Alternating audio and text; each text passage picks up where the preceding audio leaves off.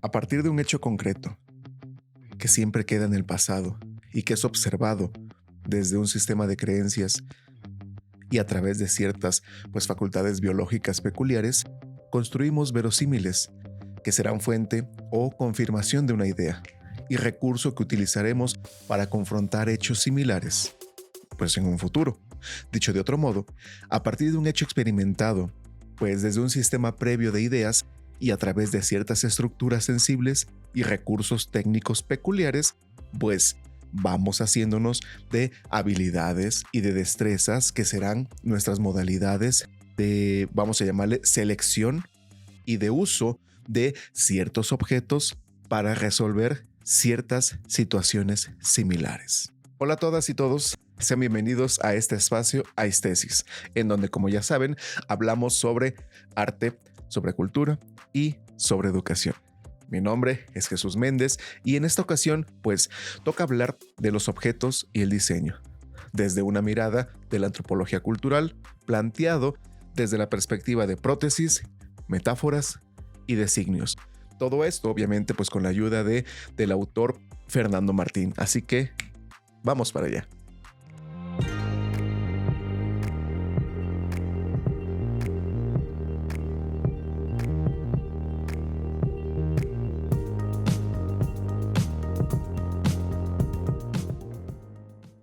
Los hechos, ya en el pasado, dice Martín, dejan de ser una figura real para empezar a convertirse en imágenes con las que se construye un discurso, un relato, un escrito, un mito, una ley, lo que sea, que a su vez se convierte en evidencia y en registro.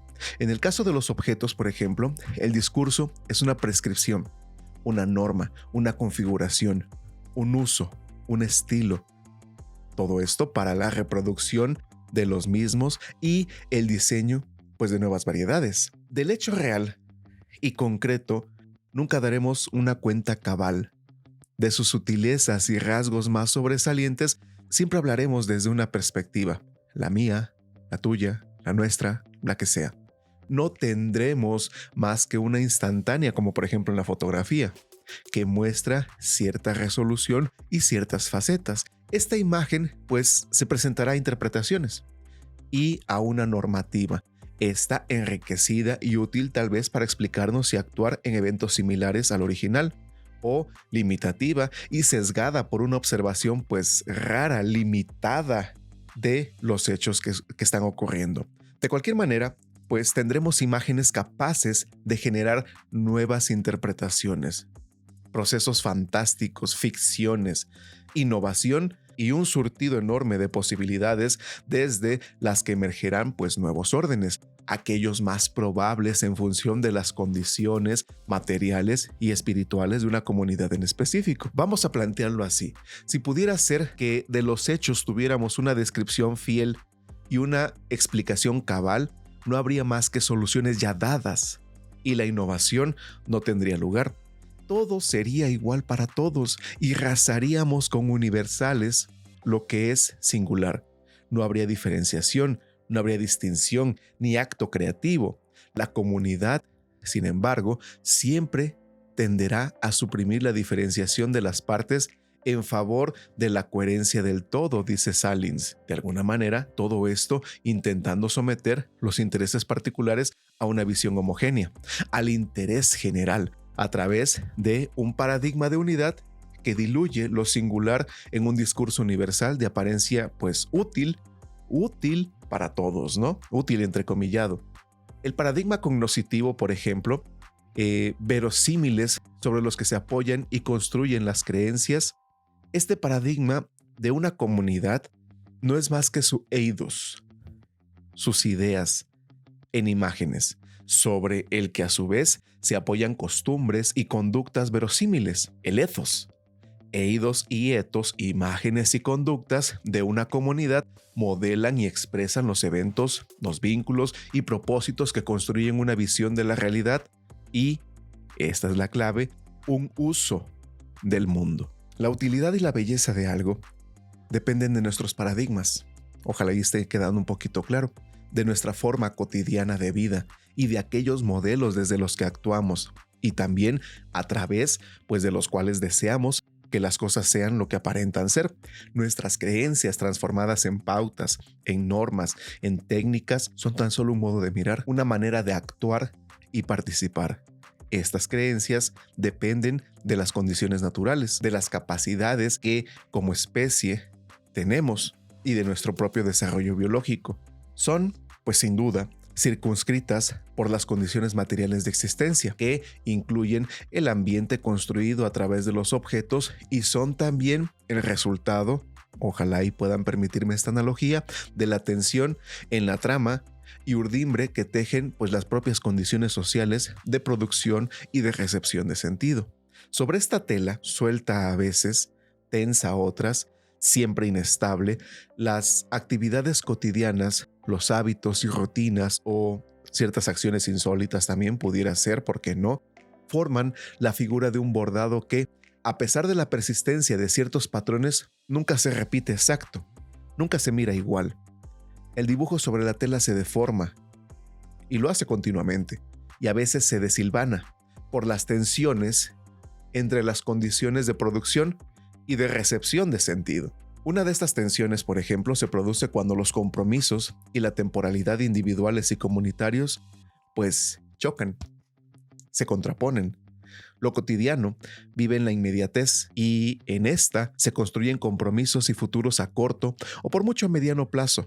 En cambio, las comunidades, más en cuanto son instituciones, se sostienen en discursos pues a largo plazo y en varias ocasiones a muy largo plazo, en futuros que perpetúan un presente conveniente y pasados que se vuelven hitos que justifican ese presente permanente. Pasado y futuro se pretenden continuos, lineales y coherentes. Al cabo de un tiempo, las condiciones sociales de recepción de sentido empiezan a perder credibilidad y los individuos se desdibujan. No pueden sostener una cotidianidad que somete proyectos individuales a plazos que desbordan su expectativa de vida y, pues, lo mediato. Desde esta perspectiva, entonces, un verosímil es solamente una aproximación a la realidad, una representación plausible de lo que es el mundo y las interrelaciones que en él se establecen a diario, una descripción, o si lo quieren ver así, una imagen, que sería una serie de normas y un futuro probables sancionados por la comunidad.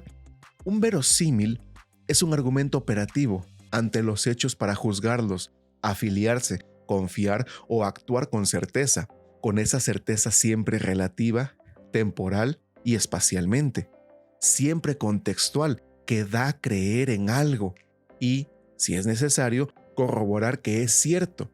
La acumulación de verosímiles entonces construye nuestra razón, nuestros paradigmas y experiencia. Con ellos se genera nuestra distancia o cercanía a los seres y los objetos, a las causas y los verosímiles también, ¿por qué no?, de otras personas en individual, pero también de otras personas en colectivo, en comunidad. Si un verosímil es lo que más se acerca a lo real, y lo real no es más que el escenario de lo cotidiano será entonces una representación práctica de verosímiles, el lugar donde las cosas pueden ser conforme el concepto que de ellas forma la mente, es decir, donde pueden ser verdaderas. Sin embargo, lo cotidiano, con todo y su extrema complejidad, no es un escenario donde todo está, todo cabe o todo sea posible. Nuestra vida diaria, a pesar de los asombros eventuales, es bastante limitada con respecto a lo posible. Es, podríamos decirlo de cierta manera, pues bastante probable, especializada y conservadora. En ocasiones es necesario seguir haciendo ciertas cosas aunque ya se haya dejado de creer en ellas. Desde este sentido, entonces, como señala Elias Norbert, nuestros códigos de comportamiento son tan contradictorios y tan llenos pues de una serie de desproporciones como las formas de nuestra convivencia y la estructura de nuestra sociedad. Esto lo decía Norbert allá por el 87 más o menos. Los modos de calificar, definir y diseñar un objeto son restringidos y sesgados por creencias y ritos, mitos y prácticas, instituciones y conocimientos, así como intuiciones. Estos conocimientos sancionados que ejercemos desde los escenarios de cada una de las diversas comunidades a las que nosotros pertenecemos. El bioma donde vivimos, el estado donde pervivimos, el grupo étnico al que pertenecemos, la familia consanguínea o aquella que escogemos.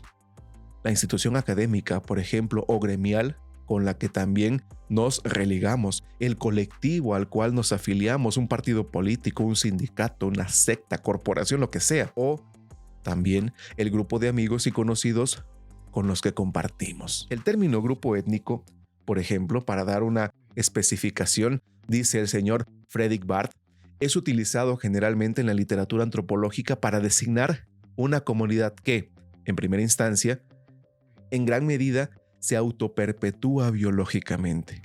En segundo lugar, comparte valores culturales fundamentales, estos realizados con unidad manifiesta en formas culturales.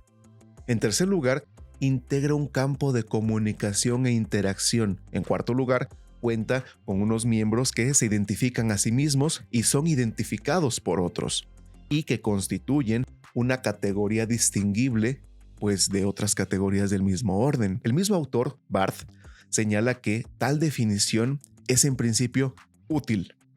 Sin embargo, también plantea que este modelo ideal presupone una opinión preconcebida de cuáles son los factores significativos en la génesis, en la estructura y función de estos grupos.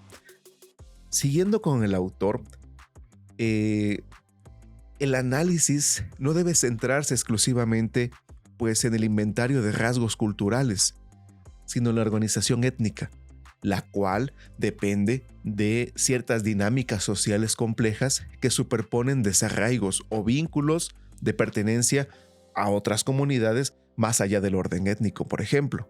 Ahora, entremos en materia. Los usos del diseño, los usos del arte, los usos de la creación de objetos de diseño u objetos artísticos se sesgan según la demarcación donde utilizamos y nombramos a los objetos. El objeto se transfigura, adquiere relevancia o se hace trivial, es culpable o merece respeto, humilla la torpeza o celebra la habilidad del usuario. Depende de nuestro humor, el lugar, la gente y cómo nos traten las cosas que así las nombramos y así las sentimos. Cuando una máquina no responde, por ejemplo, a nuestros mandos por desperfecto o por alguna falta de destreza propia, decimos, por ejemplo, pues esta porquería no sirve. Y efectivamente, no nos sirve. Cuando decimos que un diseño es bonito o es muy útil, aunque la frase sea para salir del paso, empezamos a creerlo. Y el objeto que antes no llamaba nuestra atención termina siendo útil y termina siendo bonito. Cuando el inventario de mercancías de un comercio, por ejemplo, no satisface nuestros gustos o estamos de mal genio, decimos, aquí nomás venden puras tonterías. Y al menos, en esa ocasión, no haremos compras. O si finalmente lo adquirimos, el objeto nos acompañará cargando siempre el estigma de ser pues una porquería. De los énfasis temporales en los modos de pensar los objetos y sentir su utilidad desde un sistema de creencias peculiar, surge el esquema con el que los diseñamos y utilizamos. De estos énfasis matizados por el entorno y ciertas opiniones de cada comunidad y el potencial de representaciones y usos del objeto, pues, pensémoslo así, surge la extraordinaria variedad de soluciones para un mismo diseño, sus diferentes utilidades y la variedad aún mayor, pues de disposiciones hacia ellos. No es de extrañar que existan objetos que se crean, se escogen, se utilizan y se piensan más por bellos que por cómodos, más por resistentes que por atractivos, más por la moda que por ser útiles. Son objetos funcionales, pero feos. Feos, pero resistentes. Baratos, pero malos. eficientes pero complicados, costosos y finos para unos y sin importancia para otros. Diseñados, y aquí creo yo que está la clave, según los dictados del mercado. Aunque el mercado se comporte según los dictados de un grupo pequeño, por ejemplo, o de acuerdo a las normas técnicas, aunque los parámetros no tengan nada que ver con las condiciones específicas, por ejemplo, del lugar y la gente. No es de extrañar entonces que se impulsen proyectos y diseños que en algún momento se nos dice son símbolos del progreso y del bienestar, como en algún momento lo dicen, por ejemplo, los gobiernos o las instituciones, aunque para crearlos, para adquirirlos o disfrutarlos, se condene al retroceso y a la marginación, pues, de otros, ¿no? El diseño, entonces, es fundamentalmente una prótesis, del griego prótesis, colocar delante de. La mayoría de los objetos, herramientas o instrumentos no son más que prótesis para multiplicar nuestras capacidades y también, ¿por qué no?, subsanar nuestras carencias, cualesquiera que sean estas, ¿no? Estas prótesis son también metáforas que expresan un sistema de creencias, un conjunto precisamente de lo que veníamos hablando al principio, de verosímiles, de propósitos, de ideas, de imágenes, de clarificaciones que tenemos como comunidad, ideas, perpetuaciones de todo aquello que pensamos. El objeto es siempre un proyecto, entendido esto como una proyección de deseos. Y desde ese sentido, entonces, el diseño no es solamente un útil atractivo. El diseño es la expansión de las fronteras de nuestro cuerpo y mente hacia aquello que, por naturaleza, nos está aparentemente vedado. Es este proceso, ya lo decía Heidegger, ¿no?, de aletheia, de develamiento de la verdad. Esta ampliación nace desde los diversos escenarios que definen nuestro sistema de creencias. Por ello, entonces, cuando el objeto es escogido o diseñado por nosotros, por los seres humanos, por la comunidad a la que pertenecemos, diseños diseñados por diseñadores, su coherencia simbólica y manipulación, más allá de lo extrañas que puedan parecer a otros, expresan adecuadamente como metáforas y prótesis las características singulares de la comunidad, del artista, del creador, del humano por quien fue creado. Por lo mismo, entonces, se vuelve necesario reconocer la enorme influencia que por medio del diseño ejercen los otros, con sus proyectos y deseos, cuando nos apropiamos de sus objetos, con toda la carga de metáforas y prótesis ajenas que tiene ahí puesto el objeto, el diseño, el arte, la ilustración, el cine, la película como tal, la imagen como tal. Aunado a esto, diseño procede de la palabra italiana disegnare, que significa dibujar. Y es cierto, pues los diseñadores dibujan para representar sus proyectos, para dejarles saber o reproducir a otros pues sus ideas. El lenguaje visual, entonces, a través del dibujo, es una de las facetas que caracteriza su quehacer. Por ello, es correcto que se les identifique como dibujantes o como ilustradores. Pero el diseño, el dibujo mismo, esa ilustración, es algo más que esa destreza para representar con cierto apego el rostro de la naturaleza, como lo decía Platón, o para copiar ese fundamento o ese proceso creador de la naturaleza, como en su momento también lo decía Aristóteles, ¿no? Imitar con cierto afecto la realidad o sugerir con trazos, pues, ideas y fantasías. La palabra italiana designare, entonces, se deriva, a su vez, de una latina que se llama designare, que significa marcar.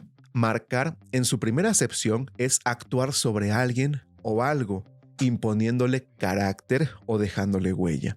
Y esto es precisamente lo que hace el diseño. Establece límites y genera percepciones, desarrolla potencias y define comportamientos, maneras de uso, modos de vinculación entre los miembros de las comunidades y de ellos con la propia naturaleza.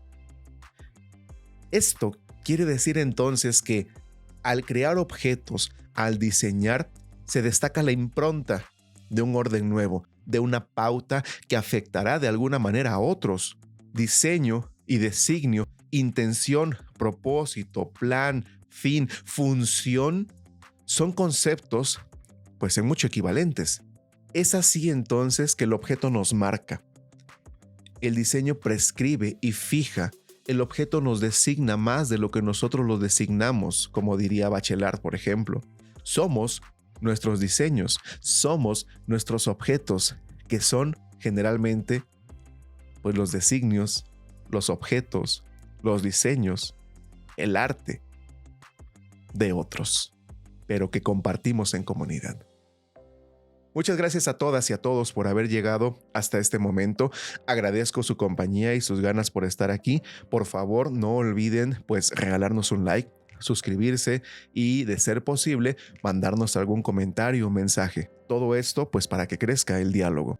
No olviden que si ustedes gustan que pues hablemos de algo en específico, que ciertas teorías, ciertas ideas o ciertos autores, pues coméntenoslo, háganoslo saber y con gusto platicaremos sobre ello. Sin más por el momento, pues nos vemos en el próximo tema. Mi nombre, les recuerdo, es Jesús Méndez. Saludos y un abrazo a la distancia. Hasta pronto.